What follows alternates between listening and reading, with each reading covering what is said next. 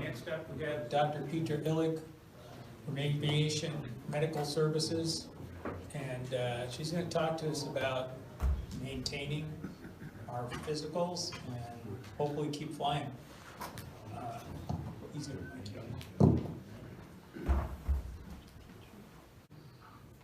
Thank you, everybody, for being here. And I recognize a lot of folks here in this room. It's very gratifying to speak with you about some of the current issues that I face in my office doing flight physicals. I've been here for 21 years, hard to believe. Probably done several thousand flight physicals since being here. I first started doing flight physicals in 1984. I was an ER doc at the time, so I didn't have an office. I used to do them in a back bedroom. I used to live at a residential air park, and it was always fun having people fly in and get their medical and then fly back out. And then for 3 years, I was hired at Delta Airlines before September 11th and bankruptcy and all of that. So I spent 3 years being sort of the company flight doc. Probably the most unpopular position I've ever been in. And then when all of that collapsed, I basically came up here. I did part of my medical training in the WAMI program back in the days when it was in Fairbanks. Early on, I think we were the 5th class in the WAMI program back in 1977. And I always had a hankering to come back. So when the whole Delta Airlines thing collapsed, at that time Dr. Robert Riggs, who some of you may remember, was our regional FAA examiner. He invited me to come up, and I grabbed the chance, and so I've been here ever since.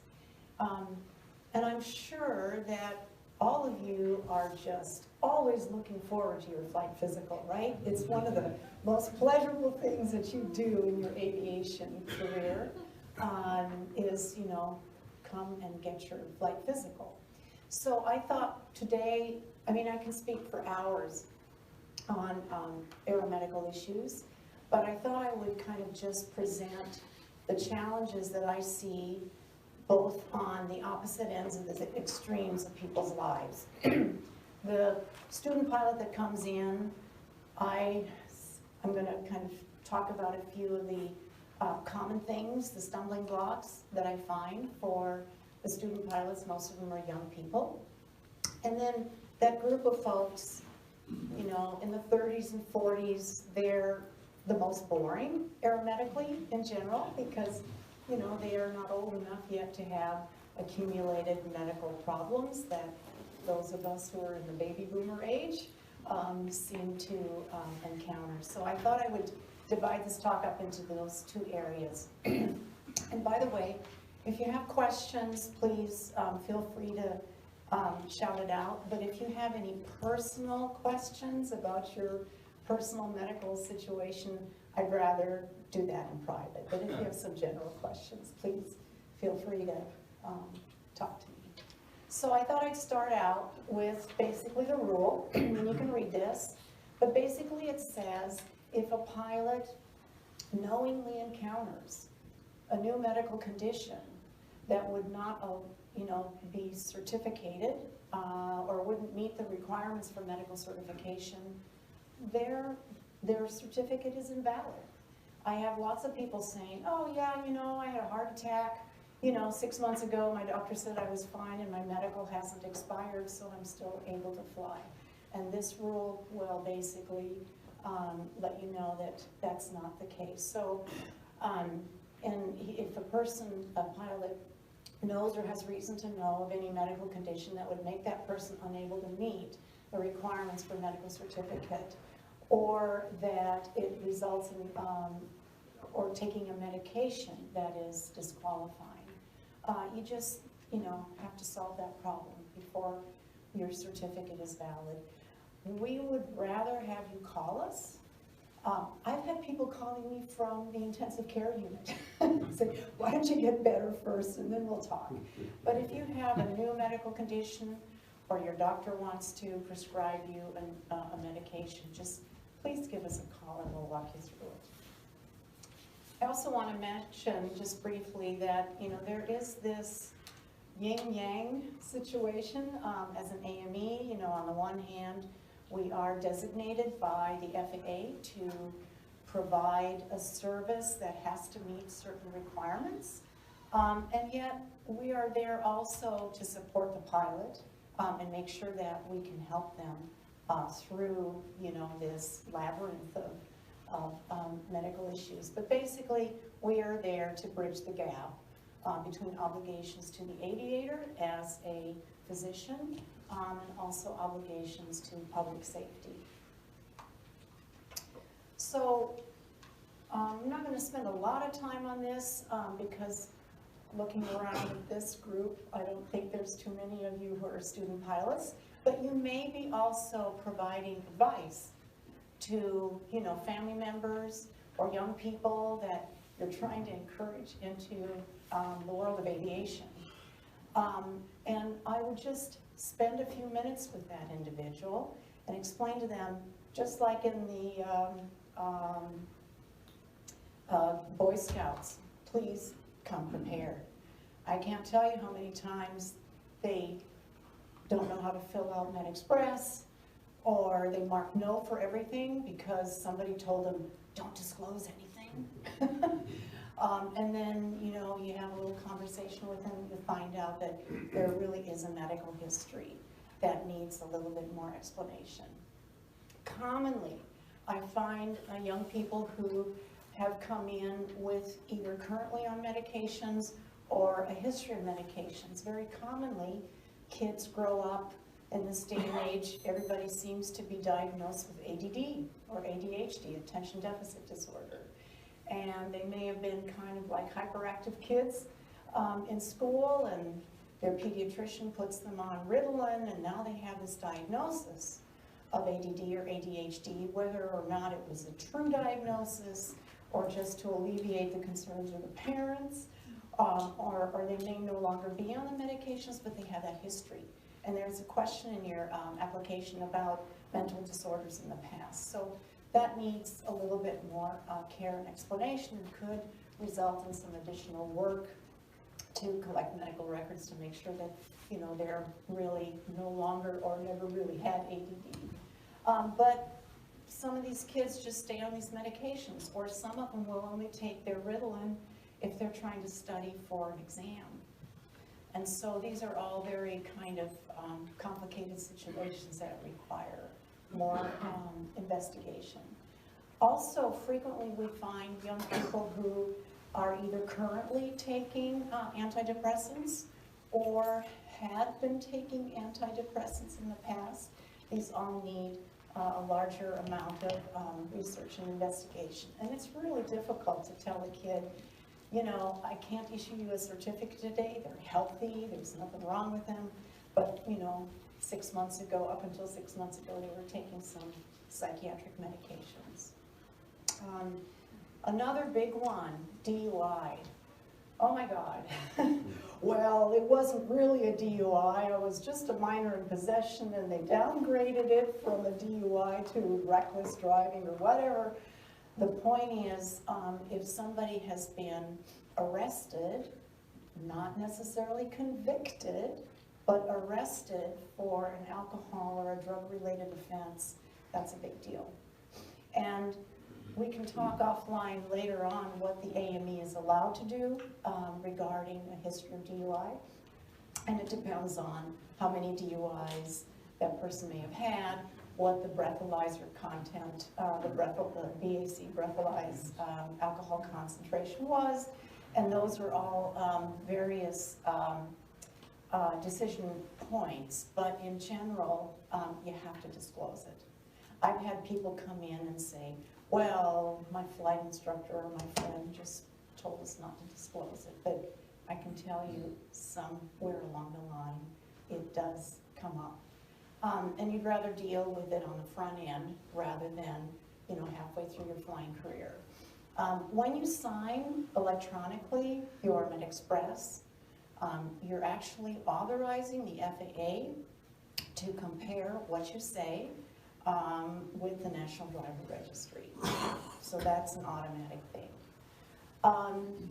I also have pilots, young people who use CBD products. Please advise them against that. It does frequently show up on a drug test. I've had pilots come in and we had to do a drug test for some other reason. And it's like, how come you have THC in your urine? Oh, I don't smoke marijuana, but you know what? My fitness instructor told me to rub this homemade CBD oil on my sore shoulder or elbow. Just avoid that. Color deficiency is something that we frequently find, more commonly in men than in women, of course. In men, approximately 3% of men have some sort of form of color deficiency.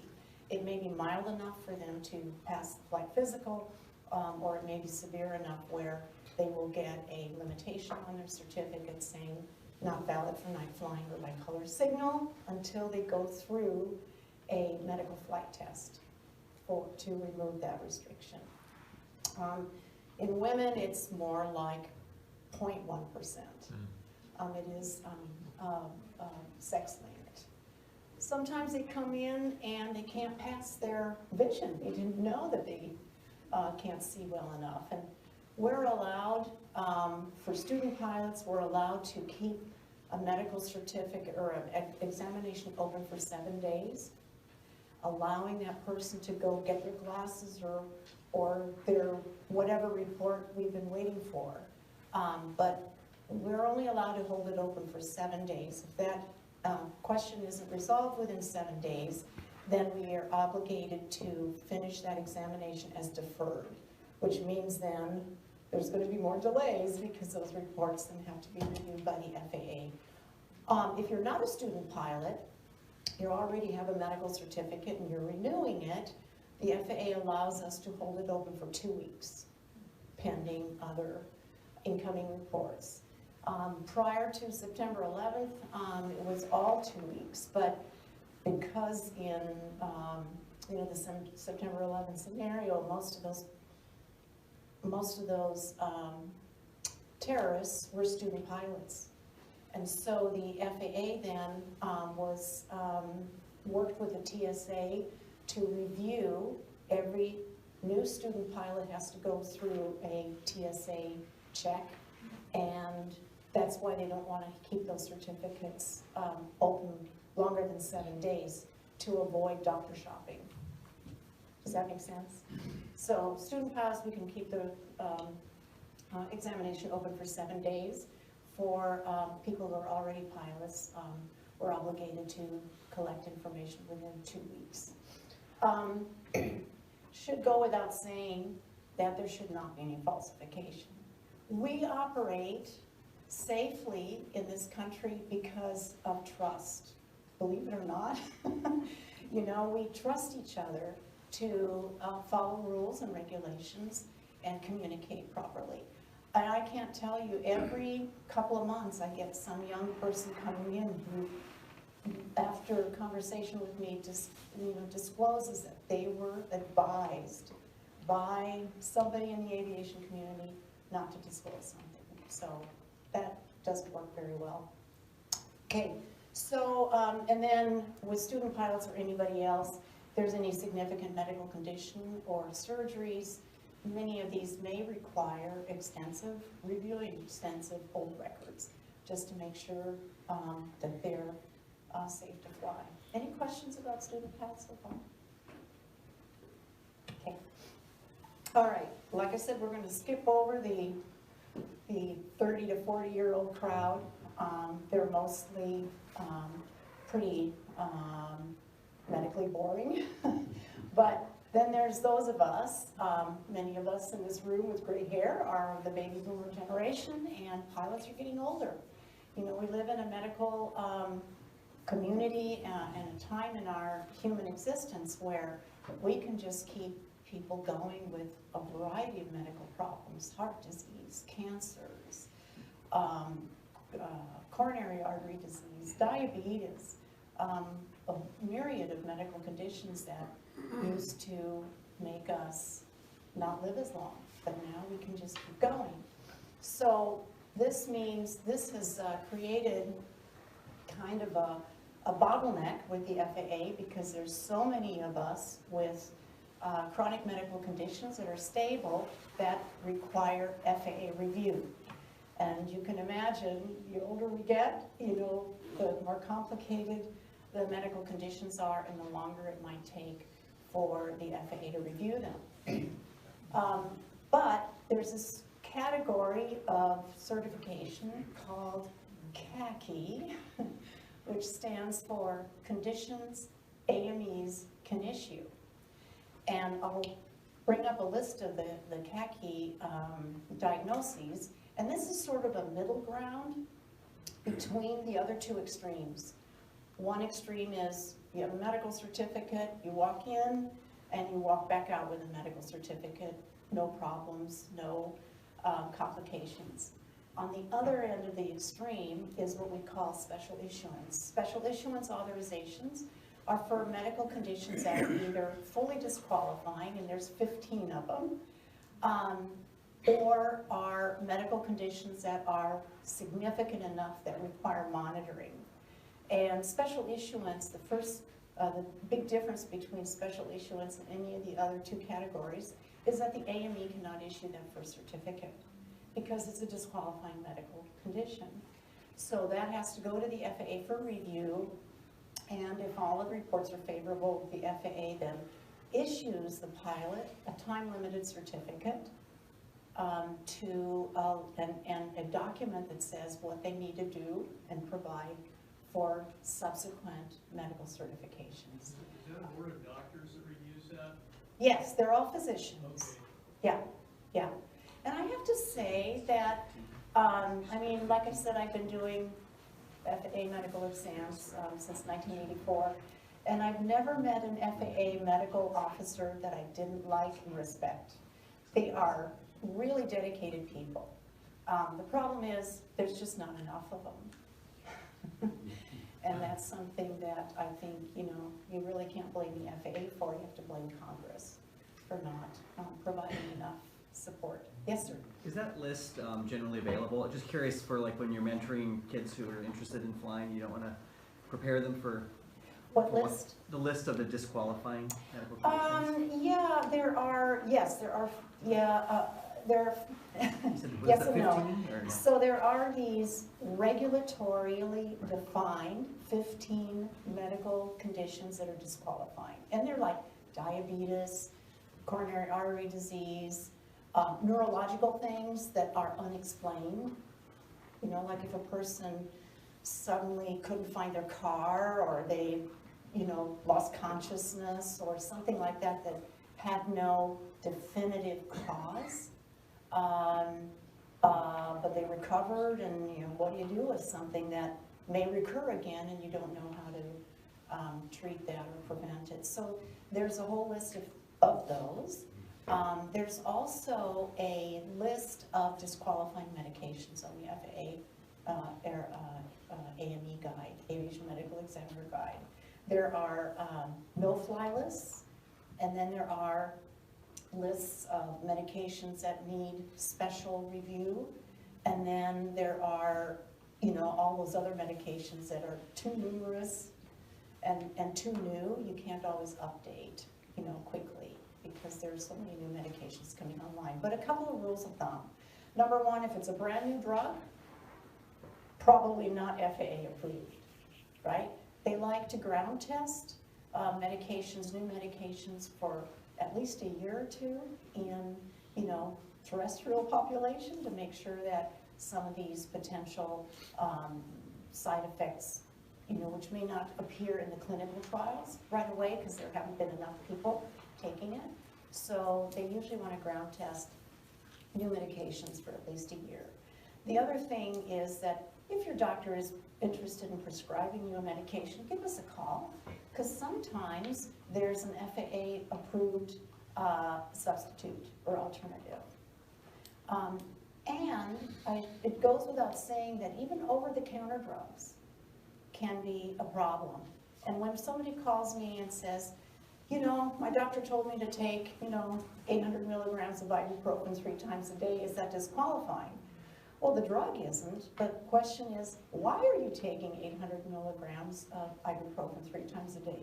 Do you have severe rheumatoid arthritis? That's the whole difference. So it's not just the drug, it's the reason why.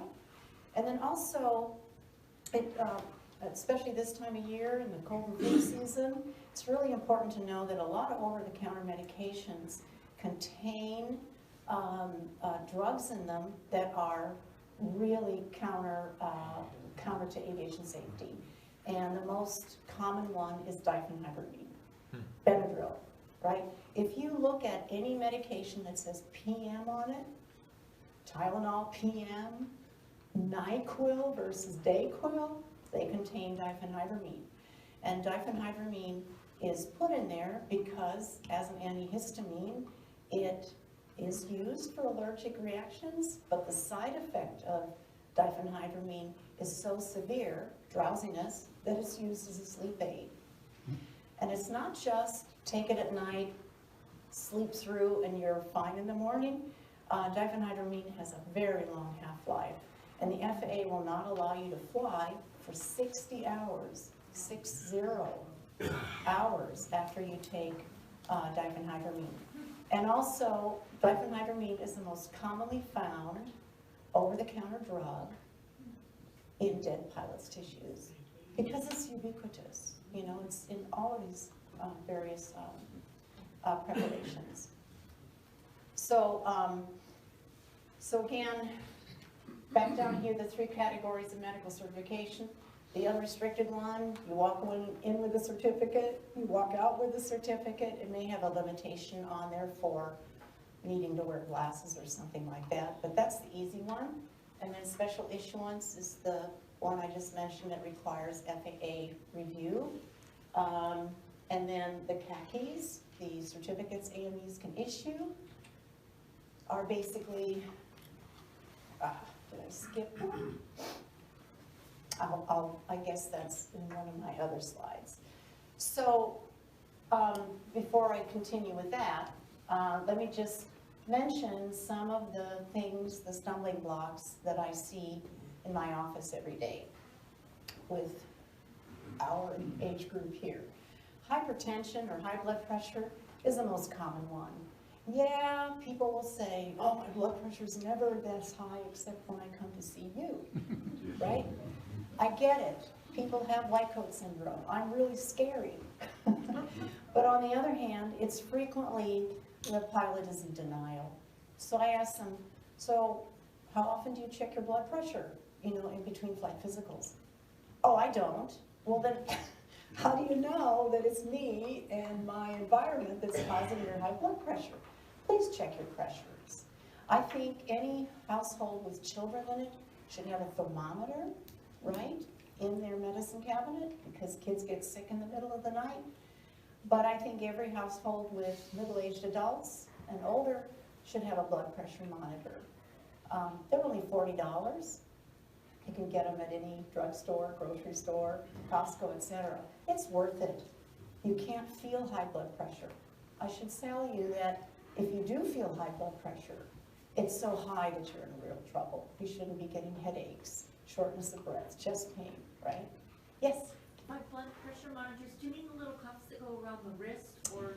Either one, but I think a blood pressure monitor of the upper arm is more accurate. The little wrist ones are cute, they're portable, they're not inaccurate, but they're more susceptible to error readings. They're a little bit, you have to hold them right, and you have to talk to it, and things like that. Well, you gotta hold them right, yeah, put them over your heart, Yeah. cross your ankles, and there's a whole slew of things you need nowadays when you're using those things. Right, yeah, I mean, Do and not. they work. I just find more people struggle with those than with the standard arm blood pressure reading. But anyway, check your pressures. You wouldn't, you get your compression tested in your airplane once a year, right? You want to make sure your hydraulics are okay. The other one that is very common by the way, all of the normally used blood pressure medications are allowed by the FAA. It's one of the CACIs, and I'll go over that with you in a minute. I'd rather people have their hydraulics, in good limits versus being a problem. Prediabetes is also something I find in my office a lot. We're sitting there doing a flight physical. My secretary knocks on the door and she says, "Sugar in the urine?" So my first question is, what did you have for breakfast or right before you came in? And if a person just had 3 jelly rolls and a 60-ounce cup of Coke or orange juice, within an hour or two of their flight physical, then maybe they just overloaded their kidneys and that sugar had to go somewhere. And the way to check that is repeat the urine test a couple hours later. But even I generally recommend getting a blood test called the hemoglobin A1C, and I can explain that in diabetes management, and just make sure that they truly aren't diabetic. I mean, you can overwhelm your kidneys with so much of a sugar load that it ends up in your urine. But a lot of times I will diagnose prediabetes or full-blown diabetes that they didn't know about, which is a showstopper. The certificate is not issued, the examination is deferred, we send them to their physician to, get their diabetes managed, and then depending on what medication that person is put on, there may be a 30-day wait, 60-day wait, or even a 90-day wait to document normalization and adequate treatment of their diabetes.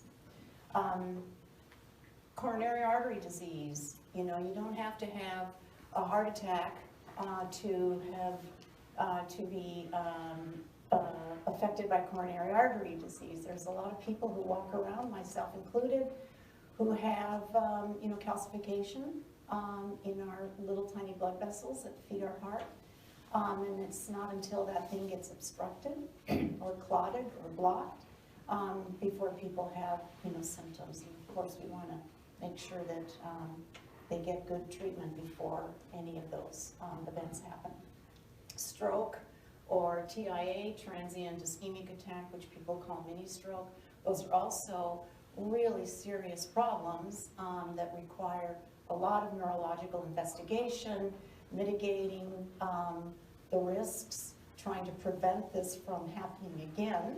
And in general, most people are required to have a 2-year waiting period before they can fly again after they've had a stroke, simply because a person who's had a stroke has a much greater risk of having another stroke than a person who's never had a stroke. And the highest risk time after having had a stroke is the first 2 years following that stroke. So this becomes, an extensive evaluation. I also get lots of pilots coming in who are on various types of pain medications that their doctor says, "Oh, I think you can fly on this because it's not a narcotic." But all of these drugs work on the brain. Gabapentin is frequently used for people with neuropathy, pain in their legs, pain in their feet, for example, from, nerve damage, either from diabetes or nerve damage from back injuries, or nerve damage just because, you're getting old and your wires are fraying. So, but it's an anti-seizure drug, and you can't fly on this stuff. And it's really hard to convince physicians not to prescribe medications that they know help the person, but that they're disqualifying. Other pain medications, tramadol, for example, is not a narcotic, but it works on the brain. So the base and muscle relaxers, the basic idea here is that if it's a drug that works on the brain, you can't fly with it. All right? So CACI, so this is a list of the current 21 CACI conditions, conditions AMEs can issue. So it doesn't mean that a person comes in and says, "Oh, I have arthritis, I can, the AME can just issue the certificate because it's on the CACI list." You have to provide some sort of documentation from your treating physician to the AME documenting that, number one, it's mild. Number two, there's no significant functional limitation. And number three, that they're not on any disqualifying medications, because arthritis comes in all kinds of severities, right? I have arthritis, I have an inflammatory arthritis, I treat it and I'm feeling very well. But there are other people who may be crippled from their arthritis. So it's not just the diagnosis, it's how bad is it and what are you taking? And then people will say, how can you fly if you have testicular cancer? Well, you had it removed, right? And you've recovered. Yes? It's number 5 there, I don't know that contraction. Oh, chronic, oh, I'm sorry, it's an inflammatory condition of the blood. It's a immune, I'm trying to remember what it actually stands for, I have to think about this. It is a blood disorder that can lead people to having bleeding problems. But another common one is headaches. So everybody has headaches periodically, but it's the type of headache. Is this a kind of migraine headache that comes on with all kinds of visual disturbances, auras that tell you the headache is coming on, but you can't see very well, versus just, you know, periodically you get a headache that you take ibuprofen for and it goes away. So again, it depends on what kind of headache and presentation, whether it's mild, moderate, or severe. So I just want to remind you that these are allowed to be issued by the AME, but the AME does have to have some sort of documentation from the physician. That information does not need to go to the FAA. So the FAA, you know, the AME writes in here, I read the reports, this is meets CACI criteria. And then the FAA is happy with that. We don't have to send anything to the FAA on that. But the AME is obligated to review something. And then that's different than special issuance, which means the examination is deferred. The AME is supposed to help the pilot collect the documents that are needed for the FAA to determine eligibility. Okay, let's go through some of these CACI things. So this is the most common CACI, hypertension under treatment. So the FAA allows an upper limit of blood pressure in the exam room to 155 millimeters of mercury over 95 millimeters of mercury. That's really high. That's not healthy. But they give that little wiggle factor in there because of white coat syndrome. Pilots come in already anxious enough, right? So they let you go up to 155 over 95. Now, if I have a pilot who comes in at 154 over 94, I try to have a nice conversation with them. I recommend that they buy a blood pressure cuff, that they do an experiment for a week, take their blood pressure 3 times a day for a week, write it down. And if you're running in the 150s over 90s, you should do something. But I have pilots telling me, I'm not going to take any medication until the FAA makes me. It's like, FAA couldn't care less how long you live, right? They just want to make sure you're not at risk of having a heart attack or a stroke during the time that your medical certificate is valid. There was a question? Or check caffeine, does that bring that up? Yes, caffeine, we try to tell people, please don't drink Red Bull on the way from Wasilla to Flight Physical. I've had young people coming in with, one guy a few months ago, 180 over 90, and he was a young guy. Well, he drank 3 Monsters on his way for his Flight Physical. Caffeine wears off in about 30 to 45 minutes. So drink your espresso after you've gotten your medical certificate and not on your way in for your exam. And any other questions? So a few years ago, the American Heart Association changed their recommendations as to the definition of hypertension. For the longest time, it was felt that as long as people were below 140 over 90, that they were okay. And about 15, 20 years of large aggregated studies looking at thousands of people and measuring their blood pressure and looking at outcomes in terms of heart attack, stroke, or death. They found that people whose pressures were in the mid-130s, which were at that time technically considered to be okay, carry twice the risk of heart attack and stroke than people whose pressures are in the 120s or lower.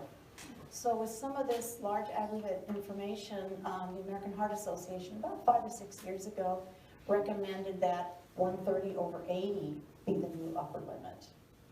So suddenly overnight, millions of Americans became hypertensive. But it's borne out in the research. Any other? I thought I saw a hand. No? Okay.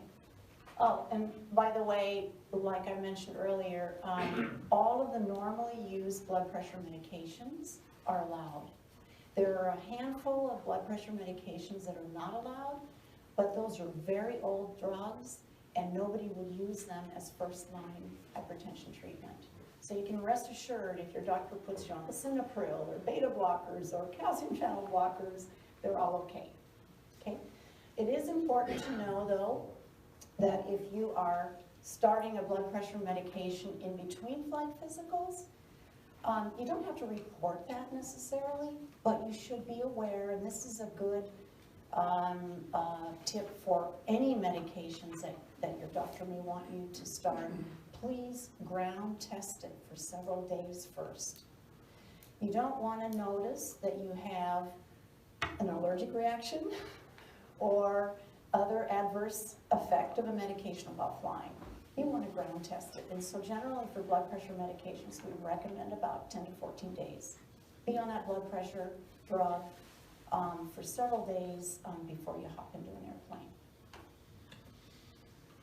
So I thought it was important to point out the difference between prediabetes, which is a khaki, and full-blown diabetes, which is a special issuance. So the definition of prediabetes is a hemoglobin A1C of 6.5 or less. Are you familiar with that term, hemoglobin A1C? So there's 2 ways to check blood sugar. One is to check the blood sugar at the moment that needle is taking that sample. And that's called either a fasting blood sugar or a random blood sugar. Fasting, of course, is if you fasted for 12 hours. Random is, well, you haven't really fasted. We'll just check and see what it is. But that blood sugar level varies throughout the day. And so when you draw that, you don't know, is it on the way up? Is it on the way down? Or where that particular number is in the general scheme of things. Hemoglobin A1C, though, is a blood test that gives you the average blood sugar over the past 2 to 3 months. It's a fantastic test. And so that takes out those peaks and valleys where, you know, if you take that blood sugar at that moment in time, you don't know where exactly it is in the whole daily fluctuation curve. But hemoglobin A1C gives you a really good idea of the stability of that blood sugar. So if it's below 6.5 pre-treatment, and you can control it with diet and exercise, and metformin, some people will take a drug called metformin. That's the only allowed drug to be still considered pre-diabetes. Then they're CACI qualified and the AME can issue. But if they end up greater than 6.5 and need more medications than just metformin, then it's a special issuance. Okay? Here's one that has really, really become extremely common. Obstructive sleep apnea. This is a medical condition that has become almost of epidemic proportions. And in part, it's because we've got really good ways of diagnosing it now. 20 years ago, it wasn't as easy to diagnose it. Now we have sleep clinics. There are home sleep studies that can be done as well, where people don't have to spend a night in the lab. They can do it at home. But more commonly, the cause is because we're getting older and fatter. The risk of developing sleep apnea increases with age, is more common in men than women, and increases with body mass index. Yes, there are skinny young people who have obstructive sleep apnea. They probably have some sort of architectural situation with their upper airway. They may have a small mandible, they may have a large tongue, they may have floppy TM joints where when they lay back everything collapses, but it's mostly associated with older people because our throat muscles are not as tight anymore. They flop and become kind of a valve effect. And also obesity. The more tissue, the more obstruction of your upper airway from adipose tissue, the greater risk of your airway collapsing. This is a special issuance. And one of the places where this becomes a problem is in my veterans. Those of you who are veterans here, you probably remember going through your VA benefits evaluation, and these are gifts given to veterans, like, oh, you have ringing in your ears, 10%. You're going to get some money for that. You have knee pain from being, a jumper. You're going to get some money for that, for your benefits. And then, if you snore, they'll give you benefits for having obstructive sleep apnea. So when you add up these VA benefits, it can make the individual look like they are absolutely incapable of even driving a car. They may have like 80 or 90% disability benefits, but these are like 10% for this, 10% for that, and they may add up. It doesn't mean that that person is 80% disabled. But if they've been gifted a sleep apnea benefit, they have to disclose that. And it has to become a special issuance. So it's one of these, double-edged sword gifts. However, the FAA does allow the AME, if a person has obstructive sleep apnea, they do allow the AME, this is sort of a carved out situation for special issuance, to issue the certificate so that they can go on and fly, but then we have to help them collect the obstructive sleep apnea data. We send that to the FAA, and then the FAA sends them a replacement certificate under special issuance. This is really a carved out situation of special issuance where the AME can actually issue the first certificate, but it'll get replaced. So a lot of pilots come in with sleep apnea and they are kind of unprepared for the documentation that's required. So these are a little bit more of a miscellaneous basket of other special issuance categories. Coronary artery disease, boy, this can be anything from just being on blood pressure medications and cholesterol medications, all the way to having had a heart attack and a full bypass surgery. So, but again, it requires basically collecting records and showing the FAA that that person is currently stable enough to be able to fly for a period of time. And I'm saying a period of time because all special issuance cases are time limited. So when a person gets a special issuance authorization, their certificate will say on there, not valid for any class after some sort of deadline. And depending on the severity of the situation or the class of that pilot's, class 1, class 2, class 3, they may be valid for 6 months or 12 months at a time. And then the special issuance authorization letter explains to the pilot what is needed to renew that cycle. So that means that a class 3 pilot who may have had coronary artery disease treatment, they will receive a letter saying not valid, or they'll receive a certificate that says not valid for any class after, it's usually a 12-month period from their flight physical. That means that at the end of 12 months, if they're a class 3 pilot over the age of 40, they don't need another flight physical, because the flight physical is good for 2 years. But at the end of 12 months, they need to present new records from their treating physician, and then the AME can issue that next 12-month certificate.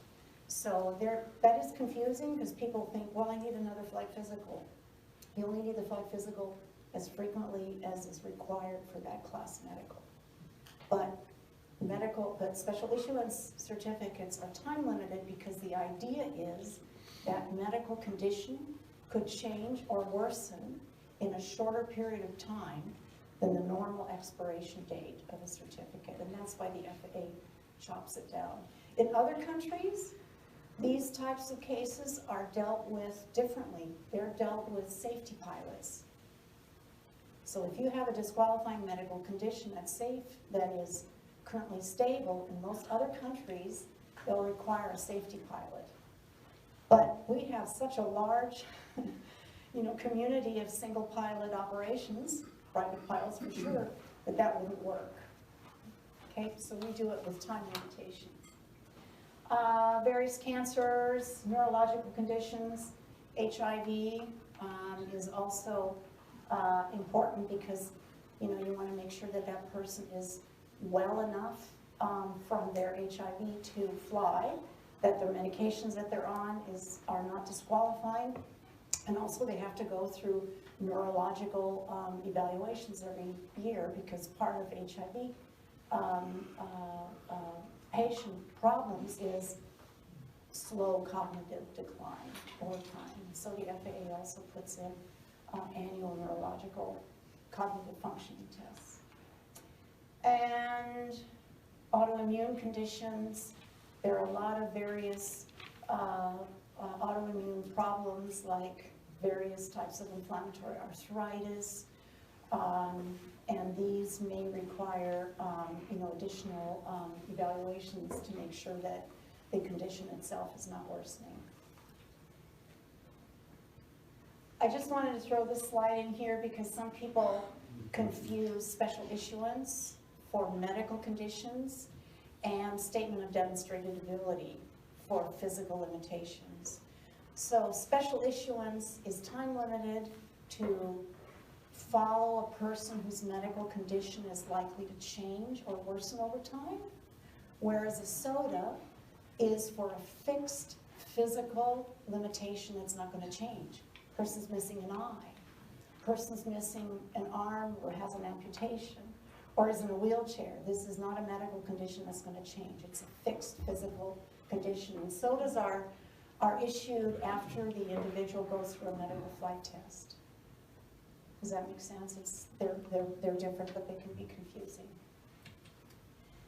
And then my very special conditions. These are cases that take a huge amount of time and effort on the part of the AME and can be very frustrating to the pilot. So these are people who are, for example, on certain kinds of antidepressants for chronic depression. Up until 2012, if a pilot was on an antidepressant, they would not fly, and they would probably never fly, unless it was a short-term use for what I call the country and western song phenomenon. My wife left me, my dog died, my car burned down, I lost my job, and so I feel bad. This is what we call adjustment disorders, and they're usually self-limiting. A few months later, you get your car fixed, you find another job, you find another girlfriend, whatever, and you no longer need to be on the antidepressants. The FAA will let people fly as long as they can show that it was just an adjustment disorder, or what we call situational depression. But there are people whose lives are better on antidepressants. And up until 2012, these people were not allowed to fly. Or they would just hide it, right? You'd have a lot of depressed, anxious pilots taking their medications and not disclosing it. So in 2012, the FAA began allowing pilots to fly on a single antidepressant, of which only 1 of 4 are allowed. But it requires a huge, may I say, expensive evaluation. It requires a FAA-approved psychiatrist to evaluate the individual. It requires an FAA-approved neuropsychological cognitive functioning test, and it requires that the AME is HIMSS credentialed. HIMSS is a term that the FAA developed many years ago, initially for substance abuse, and it stands for Human Intervention Motivation Study. This was a study done in the 1970s by the Airline Pilot Association that helped convince the FAA that allowing pilots who are in recovery to fly. And so they kept that acronym HIMSS because they didn't want to develop a program called Pilots in Recovery or Pilots with Substance Abuse Issues in Recovery. So HIMSS is this overlying term for drug and alcohol recovery. And in order to, this requires a higher order of care and knowledge by the AME, so they require the AMEs to be HIMSS trained. And both of these conditions, both antidepressant use and drug and alcohol use, are under this umbrella called HIMSS. And then I want to close with this because this is really important. On the application 8500-8, there is a question 18Y which asks, have you ever in your life had any medical disability benefits? And the primary group here is for the veterans, and they have to disclose this.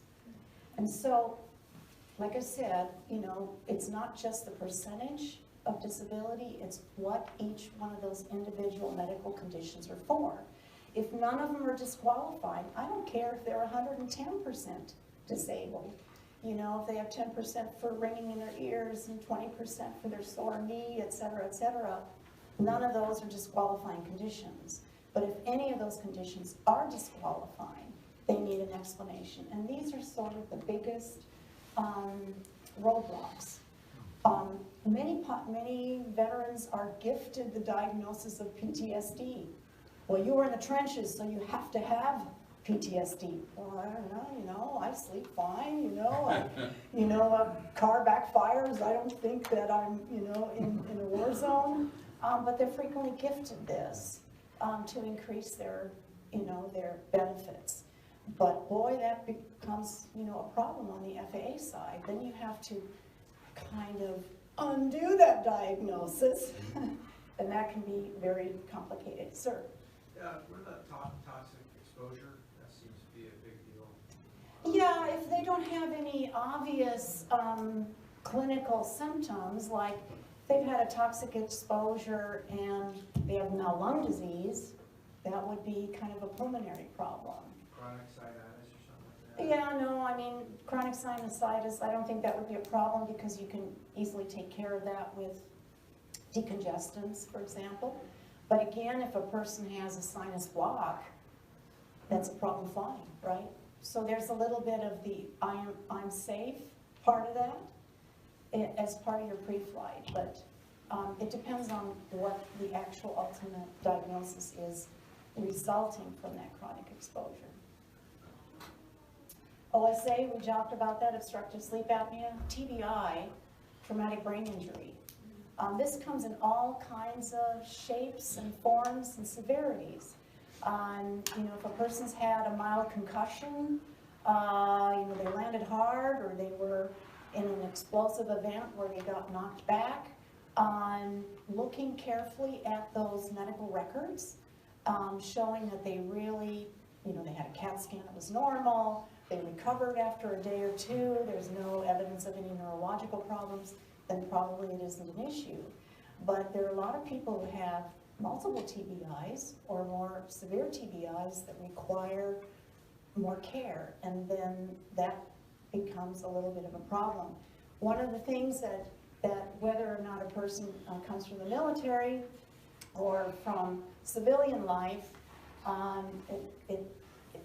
it's important for me to emphasize that some of the medical diagnostic things that a person has to go through for FAA may not be covered by insurance because it's not medically necessary, but it's necessary for FAA determination, and then it can become expensive. Just so you know that, if I have to send a person for a neuropsychological evaluation, which here in this town is about $4,500, their insurance is probably not going to pay for it because it's not medically necessary. Anyway, I think that's all I wanted to say. That's not me, that's my son. Yes? Just real quick, have you had any experience with AASF, the Yeah. website? We're talking about drug Yep. supply. Has that been any issues with it, or would that be a good resource for? AASF is an excellent resource. I mean, if you work for an airline, usually AASF is part of your benefit package. They do charge if you're not a member, but AASF is excellent. Aviation Medical Advisory Service. They used to be called Alpha Aeromedical, and they are in Colorado, and they are staffed by aviation medical physicians who are well-trained and in aviation medicine. Some of them may have been AMEs in the past, but they're not AMEs. And so they can't do the flight physical, nor do they want to, because then if someone discloses something to them, they're obligated to report it to the FAA if they were AMEs, right? But they're very helpful. They can do pretty much what we do is help gather all of the medical information necessary for a particular condition. I do have actually some pilots who get their medical advice, aeromedical advice from AASF. They finish the whole background stuff, and then they send them to me just to do the flight physical. So they're very good. I didn't mean like the whole services. I was just kind of curious about the specific drug. Like if you're wondering, hey, how long can I not fly on this drug? Yeah, I believe they have a list that they keep, but they basically take it from the FAA website. Yeah. Yes. Oh, sorry, up front first. Age is not a health problem, but it's a limiting factor in careers. Has there been any movement to expand flight careers with healthy individuals? I just hear this question all the time, and I don't know the answer to it. I mean, I remember back in the day when they raised it to 65, and there was a hue and cry. So this is a real difficult area because it is an economic decision and not a medical decision. So I think if you look at age and accidents, maybe it's there in the private world. The older you are, the greater the risk of doing something that bends an airplane. But in the airline industry, I don't think age in and of itself has been a determinant of accidents, because these are multi-crews, right? These are multi-crews, and I have had people tell me, like, the captain I flew with yesterday, I had to do a lot of the work. But that brings up a whole nother area of the difference between subtle incapacitation and obvious incapacitation, right? But I don't know where that's going in particular. There was a question in the back. Has it changed the EKG results or parameters? Have they gotten increased or decreased? No, it's the same. Class 1 pilot at the age of 35 needs their first electrocardiogram, and after the age of 40, they need it annually. Which brings up a point. When I do student pilot exams, I always ask them, what's your ultimate goal? If they really are interested in airline work, I recommend them to get an electrocardiogram well before it's needed. I try to talk them into doing one in my office, but of course that's too scary. But it's a really good idea to make sure that there's no inborn congenital, without symptoms, electrical abnormality. I've had it happen where the pilot comes in at age 35, in uniform, ready to go to work, gotta be to work, right? And their EKG is abnormal and they didn't know it. So it's good to do it ahead of time. Any other question? Yes? Sleep apnea was kind of a wave, I don't know, 5 years ago. Do you see any other new things coming down the pipeline from the FAA that'll affect airmen as we move forward?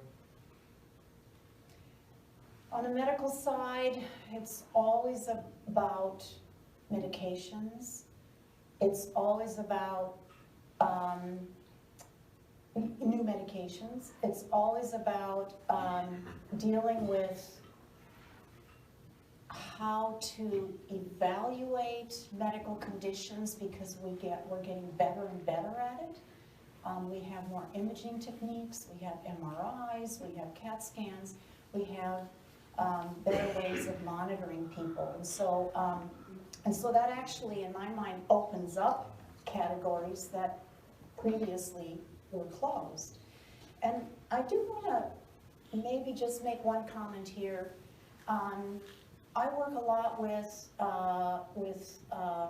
aeromedical systems all over the world. Until this past year, I was the secretary of the International Airline Medical Director Association, and we have annual meetings. We, have meetings with medical directors from airlines all over the world. And my experience is that in this country, it's easier to fly with medical conditions than in most of the rest of the world.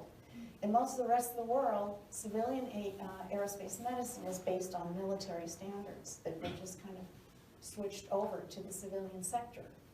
And in most of the rest of the world, the purpose of the flight physical is to exclude people. You don't pass, go away. And in this country, I have to hand it to the FAA, they really work hard to figure out how to include people safely, which is a completely different perspective and concept than in other parts of the country. I'll get pilots in, like from Europe, who want to get some float training, and they'll come in for a flight physical, and we're done a half an hour later, and they're like, that's it? No blood? No stress test? No anything? No, you're fine. And they're just stunned. Because in most of the rest of the world, it's pretty intense.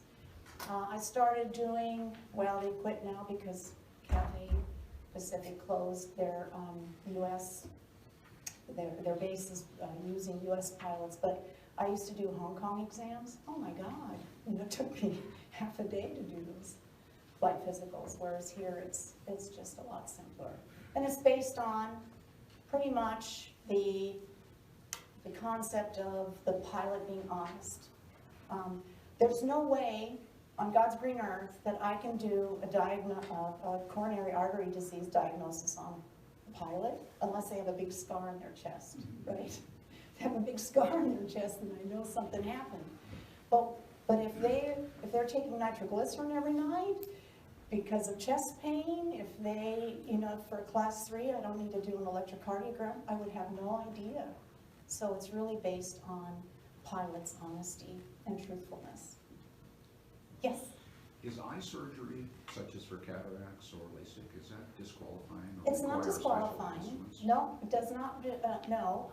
It just needs documentation. Of course, there's a report of eye evaluation form that once the pilot is recovered from either their LASIK procedure or their cataract removal, if they are no longer have any visual changes from healing and no complications, they can fly. It's not a special issuance. Anything else? Yes? What are your thoughts on basic med? Oh God, how much time do you have? We purposefully don't do basic med. And I'll tell you why. From the physician's perspective, it's a huge liability. The physician, so when I do a flight physical, whether I pass the individual or defer, I'm following FAA rules, right? FAA says I can't issue a certificate with these conditions. Basic med, it kind of depends on, you know, the qualifications and the interest of that doctor. Are they willing to stick their neck out because they're not acting as a designee of the FAA? They're basically saying, oh, I think you can fly. And to me, that's a problem. So they are signing an attestation that the individual doesn't seem to have any aeromedically significant medical conditions.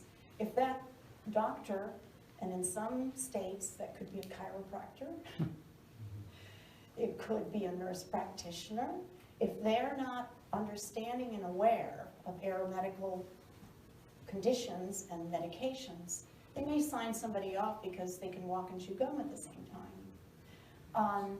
But it's a liability for the physician. I personally don't carry any malpractice insurance in my office because I'm not acting as that person's personal physician. I don't have that doctor-patient relationship, right?